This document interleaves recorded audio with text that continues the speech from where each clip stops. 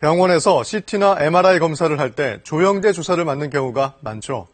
이 조영제는 몸속의 혈관이나 장기뿐 아니라 숨은 암덩어리를 명확히 볼 수 있게 하는 일종의 인공 물감입니다. 그만큼 판독의 정확성은 높이지만 부작용이 심심찮게 발생합니다. 부드러기나 가려움증 등 가벼운 증상이 대부분이지만 심하면 과민성 쇼크 등으로 사망하기도 합니다. 지난 4년 동안 모두 20명이 숨졌습니다. 박광식 의학전문기자의 단독 보도입니다. 2년 전 건강한 60대 남성이 건강검진으로 뇌 MRI 검사를 받다 조영제 주사를 맞고 숨졌습니다. 최근 법원은 조영제로 인한 과민성 쇼크 가능성을 인정하며 병원에 배상 판결을 내렸습니다. 호흡 곤란이 발생한 환자에게 즉시 치료제 투약 등의 조치를 하지 않은 책임을 인정한 판결입니다. 사망까지 야기하는 조영제 부작용 사례는 최근 들어 크게 늘어나는 추세입니다.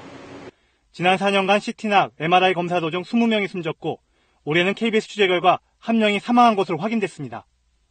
심정지를 포함한 부작용 사례도 2010년 3,600여 건에서 지난해 12,000여 건으로 약 4배 급증했고 올 상반기만 6,500건을 넘어섰습니다. 조영제를 이용한 CT나 MRI 건강검진이 일상화되면서 생겨난 일입니다. 문제는 조영제 부작용 쇼크를 미리 알기가 어렵다는 점입니다. 결론부터 말씀드리면 예측은 불가능합니다.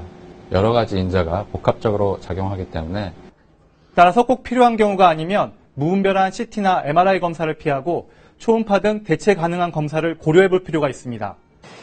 아울러 의료진은 조영제 투여 시엔 사고에 대비해 비상응급체계를 가동시켜야 합니다. 정부 차원에서 매뉴얼 등 안전관리 기준을 만들고 의무할 필요가 있다고 생각합니다. 한 해 우리나라에서 이루어지는 CT와 MRI 촬영은 700만 건이 넘는 것으로 파악됐습니다. KBS 뉴스 박광식입니다.